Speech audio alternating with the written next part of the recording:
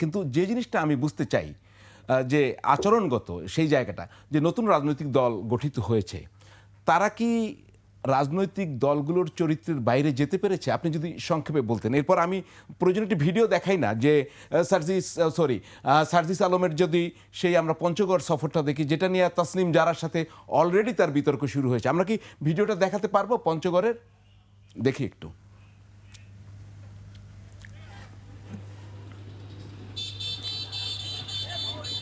শুভেচ্ছা শুভেচ্ছা লাল গোলাপ শুভেচ্ছা শুভেচ্ছা শুভেচ্ছা আমাদের পক্ষ থেকে লাল গোলাপ শুভেচ্ছা পঞ্চগড়বাসীর পক্ষ থেকে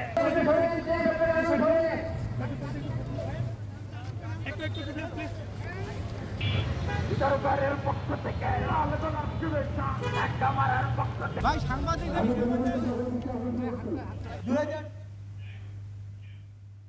জি, এই জিনিসটা নিয়ে যেটা হয়েছে আমি একটু বলে নেই যে অলরেডি সার্জিসের কাছে একটি ব্যাখ্যা চেয়েছেন তাসনিম জারা, আপনাদের আরেকজন নেতা, এবং সার্জিস একটা ব্যাখ্যা দিয়েছেন যে তার পরিবারের যে সম্পদ আছে তাতে 50টা গাড়ি ভাড়া করা সম্ভব, আর 50টা তার আত্মীয় স্বজনরা দিয়েছে। এর আগে কিন্তু আমরা দেখেছি যে হেলিকপ্টারে সিট পাওয়ার সাপেক্ষে তারা চলে গেলেন মাগুরা। আমি এই জায়গা থেকে বুঝতে চাচ্ছি তারা কি রাজনৈতিক দলের যে ঘরানা, যে কাঠামো আমাদের সেই প্রচলিত ধারায় রয়ে গেছে, তার বাইরে কি কিছু তৈরি করতে পারছে যেটা দিয়ে মানুষ আলাদাভাবে চিনবে? আনিস ভাই যদি বলতেন।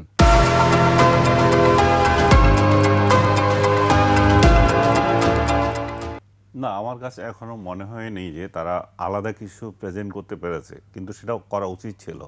কারণ বিএনপি আওয়ামী লীগ যে ধারায় চলে সে ধারায় যদি তারাও যায় তাহলে জনগণ তাদেরকে আলাদা করে কিভাবে দেখবে?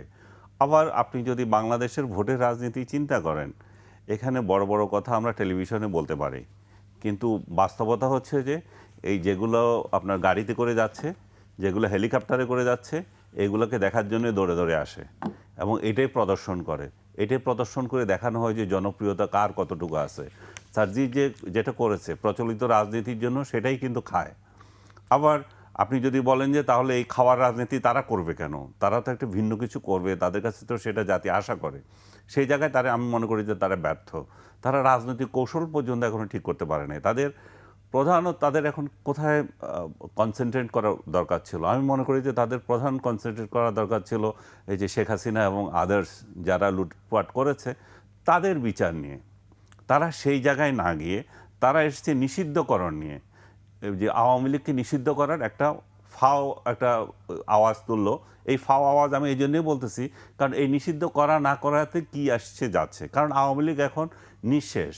আওয়ামী লীগ মনে করেন যে আপনি নিষিদ্ধ করলেন না, সামনে নির্বাচন দিলেন, আওয়ামী লীগের যেই আসনে আমি জানি না সামান্য কোথা থেকে ইলেকশন করবেন, সেই জায়গাতে যে প্রার্থীরা আওয়ামী লীগের যারা করতো 1, 2, 3, 4, 5 এরা কি আছে? এরা তো সব গায়েব হয়ে গেছে। আর গায়েব যদি না হয়, আমাদের এসআরও যেটা আছে, নির্বাচন কমিশনের যেই গাইডলাইন আছে, তারা যে কয়দিন পরে যে কনভিক্টেড হবে সেই জায়গায় তো তাদের নির্বাচন করার এমনিতে সুযোগ নাই। তাহলে আওয়ামী লীগকে প্রাসঙ্গিক করে তুলতেছে আসলে ছাত্ররাই।